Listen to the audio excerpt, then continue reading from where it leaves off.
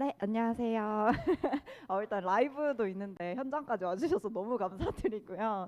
네, 저희 일단 제 소개를 먼저 드리고 저희 시작해 보도록 하겠습니다.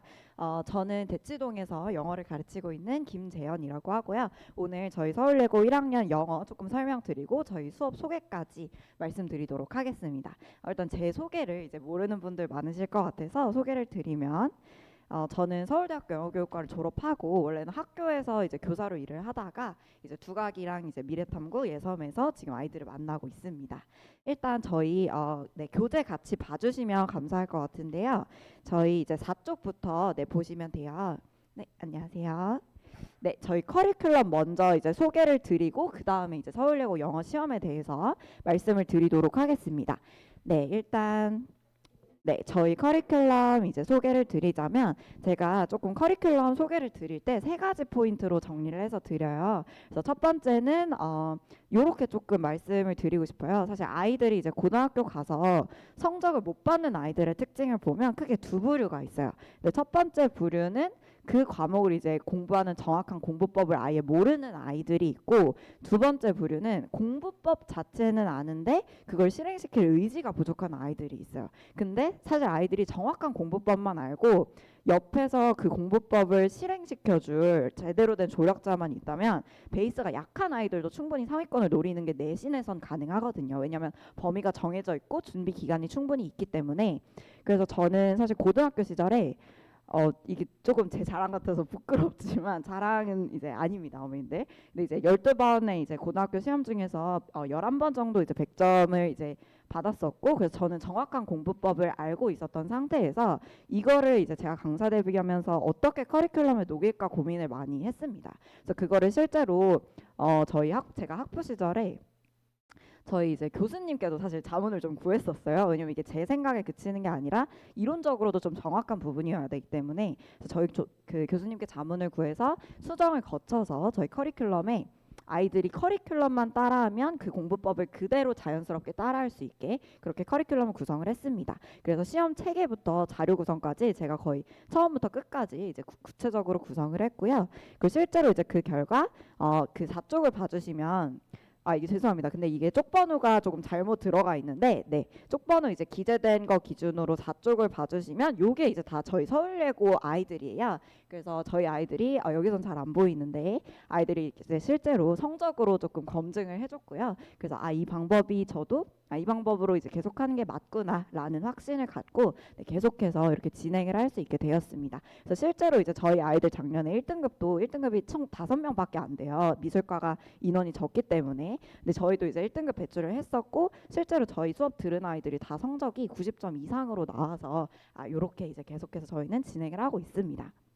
그리고 두 번째 포인트로 저희 자료에 대해서 조금 말씀드리고 싶은데, 그 아이들이 자료에 대해서 사실 만족도가 저희 아이들은 제일 높아요. 그래서 그리고 어머님들 아실지 모르겠지만 대치동에서 특히 영어 과목에 있어서 아이들이 조금 소위 갈아탄다라고 하죠. 이런 경향성이 영어 과목에서 사실 제일 많이 보입니다. 왜냐하면 수학 같은 거는 정해진 커리큘럼 순서가 있기 때문에 중간에 다른 선생님 수업을 듣는 게 조금 저기가 있을 수 있어요. 디스어드밴티지가 있을 수 있는데, 영어 과목 같은 경우는 정해진 순서는 없기 때문에 아이들이 이제 조금 마음에 안 드는 거 생기면 그냥 다른 선생님 수업 들어볼까 이렇게 하고 다른 수업을 듣는 경우가 많거든요. 근데 사실 작년 기준으로 저희 이제 거의 저희 수업에서 매년 아이들이 자료 때문에 돌아왔다라고 하는 학생들이 몇 명씩 있어요. 그래서 저희가 그만큼 자료가 굉장히 이제 빈틈없게 구성이 되어 있고, 뭐 요일별 시험지라던가 이제 아이들에게 필요한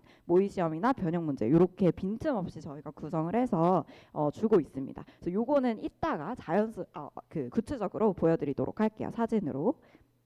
네, 그리고 이제 세 번째는 제가 처음 이제 강사 데뷔할 때 저도 처음에는 수업이나 자료만 뭐 완벽하게 하면 되겠지라고 생각하고 이제 준비를 했는데, 근데 그렇게 하니까 상위권 아이들은 성적이 잘 나오는데, 근데 상위권 아이들은 사실 어딜 가든 잘해요. 그래서 걔는 어느 수업을 들어도 잘하는데 중하위권 아이들이 성적이 조금 안 나오더라고요. 그래서 베이스가 약한 아이들이 조금 성적이 계속 안 나와서 그걸 어떻게 이제 개선할까 고민을 하다가 제가 이제 좀 1대1 상담을 체계화해서 아이들 습관을 조금 진단을 했습니다. 그래서 이 아이들이 개인별로 어떻게 영어를 공부하고 있고, 그래서 이거를 내가 공부 습관부터 조금 근본적으로 아이들을 개선시켜줘야겠다라고 이제 생각을 해서, 그렇게 이제 저희는 시험 기간 시작하기 전에 아이들이 이제 1대1로 제가 직접 상담해서 이제 공부법을 진단을 하고 있고, 그리고 테스트로도 이제 저희가 체계화를 조금 했어요. 그래서 복습 테스트로 아이들이 자연스럽게 수업 들으면서 복습할 수 있게, 그리고 오답 노트 습관까지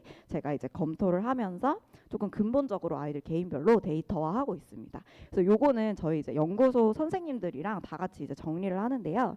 그래서 저희가 상담을 한 후에 저희가 이제 매일 또 시험을 보게 돼요. 그래서 수업이 끝나고 시험을 보게 되는데, 그거를 이제 그 결과를 토대로 저희가 다 데이터화를 해서 아이들 개개인별로 저희 연구소 선생님들이랑 분석을 합니다. 그래서 이 부분이 저희 수업에서 조금 가장 중점을 두는 포인트라고 보시면 돼요.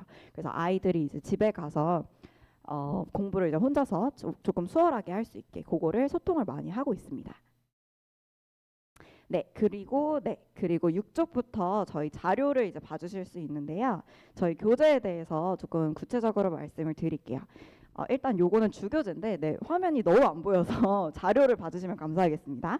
네, 6쪽부터 저희 자료 주교재의 구성이에요. 그래서 주교재를 처음 아이들이 피게 되면 이렇게 필기하는 부분이 나옵니다. 그래서 요걸로 아이들이 수업에서 필기한다고 보시면 돼요. 근데 자세히 이제 보시면 왼쪽에 이제 지문이 나와 있고, 오른쪽에 조금 내용을 요약한 부분이 기재가 되어 있어요. 근데 많은 이제 내신 수업 하시는 영어 선생님들 교재의 경우에 요 지문만 사실 달아놓으시는 경우가 많습니다. 웬만하면 아이들이 그냥 필기하는 부분이 있으면 되기 때문에. 근데 요렇게만 보면 아이들 입장에서 사실 내용을 한눈에 보기는 어려워요. 근데 서울예고에서도 이제 내용일치 문항 같은 게 좀 고난도로 많이 출제가 되기 때문에 아이들이 내용을 같이 파악하는 게 굉장히 중요합니다. 그래서 저희는 옆에서 이렇게 요약본을 같이 기재함으로써 아이들이 조금 편리하게 공부를 할 수 있게 거기에 이제 저희가 초점을 맞춰서 교재를 제작하고 있습니다. 그리고 넘겨주시면, 네, 그래서 이 필기하는 파트가 다 끝나면 아이들 이제 그 주차에 공부해야 될 단어들 리스트가 다 나오게 되고요. 네, 7쪽에 리스트로 아이들이 단어를 공부를 합니다. 그리고 거기를 이제 또 넘기면 여기부터 이제 연습 문제 파트가 저희 시작이 돼요. 그래서 연습 문제는 저희가 네 과정으로 나눠서 이렇게 하고 있는데, 요 연습 문제의 특징이 저희가 난이도 순으로 이제 구성을 해요. 그래서 처음은 이렇게 해석 파트가 있고요. 네, 8쪽의 윗부분이 해석하는 파트, 그리고 B 파트가 그 밑에 보시면 이제 문장 배열 파트라고 해서 여기는 서울예고 서술형에서 가장 많이 나오는 유형입니다. 그래서 이 부분에서 집중 공략을 해준다라고 봐주시면 될 것 같아요. 네, 그래서 이 B 파트가 제가 아이들한테도 제일 강조하고 무조건 이거 몇 번씩 연습해야 된다라고 이제 서술형으로 출제가 되기 때문에 강조하는 부분이고요.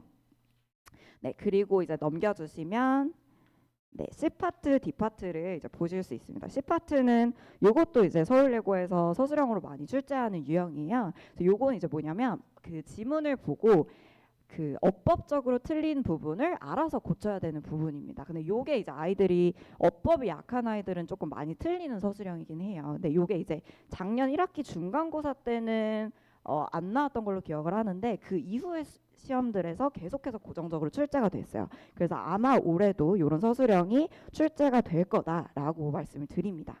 그리고 여기서 실제로 제일 저희 어법 문항이 적중률이 이제 가장 높았고요. 네, C 파트에서 여기서 아이들이 어법 문제를 이제 제일 적중률이 높다라고 말을 해줬고, 그리고 D 파트를 보시면 여기는 한 번 더 체크를 할 수 있는 파트입니다. 그래서 거기를 자세히 보시면 지문에 이제 자세히 보시면 좀 굵은 글씨 처리된 부분이 보이실 거예요. 근데 이 부분은 저희가 어법과 어휘 측면에서 나올 수 있는 모든 부분을 문제화했다라고 보시면 돼요. 그래서 여기까지 아이들이 풀면 빈틈이 혹시라도 있어도 그 빈틈을 다 찾아낼 수 있게 모든 부분을 문제화했다고 보시면 됩니다. 그래서 사실 여기까지 이제 아이들이 풀고 변형 문제를 아이들이 풀게 되는데요. 실제로 여기까지 꼼꼼하게 푼 아이들은 어법 어휘 변형 문제를 풀 때는 거의 감점이 나오지 않아요. 그래서 저희 수업 듣는 아이들도 그 객관식 하나씩 이렇게 틀리는 아이들은 많은데 어법 어휘에서는 하나도 감점이 나오지 않았습니다. 그래서 그만큼 저희가 어법에 치중을 하고 있다. 그리고 그만큼 이제 어법이 30-40% 정도가 객관식으로 출제가 되기 때문에 저희가 조금 중시해서 아이들이 체크할 수 있도록 하고요. 네, 그리고 이제 넘겨주시면 필기본을 보실 수가 있습니다. 그래서 요게 이제 요 자료가 제가 사실 제일 거의 제 뼈를 갈아서 만든다라고 말씀드리는 파트인데, 네, 이 필기본은 이 지문에 대해서 알아야 되는 모든 내용은 다 담았다고 보시면 됩니다. 그래서 여기에서 뭐 지문 분석은 물론이고요. 어떤 부분이 어떤 유형으로 출제가 될 수 있는지를 제가 이제 담아놨습니다. 그래서 예를 들면 뭐 형광펜칠 부분은 이제 영작 서술형으로 출제가 될 수 있다. 그리고 핑크색 동그라미는 어휘 문제, 뭐 네모는 어법 문제, 그리고 파란색 꺽쇠는 문장 삽입, 그리고 A, B, C는 뭐 요렇게 묶어서 순서 배열이 나올 거다. 이런 식으로 어느 부분이 출제가 될지도 이제 담고 있습니다. 그래서 실제로 이 필기본만 사실 공부하면 아이들 필기본만 정말 제대로 다 공부했다면 90점 이상은 무조건 나오고요. 왜냐면 여기서 거의 다 출제가 되기 때문에 네, 적중률은 그렇게 생각을 해주시면 좋을 것 같습니다. 그리고 제가 사실 적중률에 대해서 조금 말씀을 드리고 싶은 게 사실 저는 이제 서울대학교 이제 재학 시절에 저희 교육평가라는 이제 과목이 있어요. 근데 저희 이제 교수님들은 실제로 이제 수능 문항을 다 출제하시는 분들이기 때문에 그런 분들께서 이제 수업을 해주시는데, 저는 그래서 전문가들 저희 교수님들이시죠. 그래서 교수님들께 이런 그 문항을 출제하는 원리나 지문 분석하는 방법을 이제 몇 년에 걸쳐서 거의 전수를 받았고, 그리고 이제 저는 실제로 교사로 재직을 하면서 문항을 실제로 출제를 해봤기 때문에 선생님들이 어떤 문제를 출제할 수 있고 어떤 문제를 출제할 수 없는지 그걸 이제 알고 있습니다. 그래서 이제 적중률 면에서는 조금 걱정하지 않아 주셔도 될 것 같고요. 그리고 그 다음으로 이제 이렇게 변형 문제를 아이들이 풀게 됩니다. 네, 변형 문제는 그 객관식 문항이랑 유사하다고 보시면 되고요. 서울예고도 이제 수능형으로 객관식 문항을 출제하기 때문에 수능형 문항으로 이렇게 실전 대비를 시키고 있습니다. 그래서 요거는 저희 주당 100문제에서 150문제 정도가 나가고, 이게 조금 양이 많은 편이에요. 그래서 아이들이 조금 힘들어하는 부분인데, 네, 그래도 실전 문제를 많이 풀어봐야 아이들이 네, 대비가 확실히 되기 때문에 조금 이제 양을 많이 해서 저희가 숙제를 내주고 있습니다.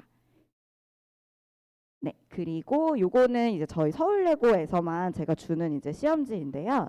요거는 요일별 시험지인데, 제가 아까 그 영작 서술형이 제일 많이 나온다라고 말씀을 드렸죠. 그리고 이렇게 단어 배열식 영작이 가장 킬러 문항이라고 보시면 돼요. 그래서 1, 2등급을 노리는 아이들은 이 영작 서술형을 무조건 잡아야 1, 2등급까지 나올 수 있습니다.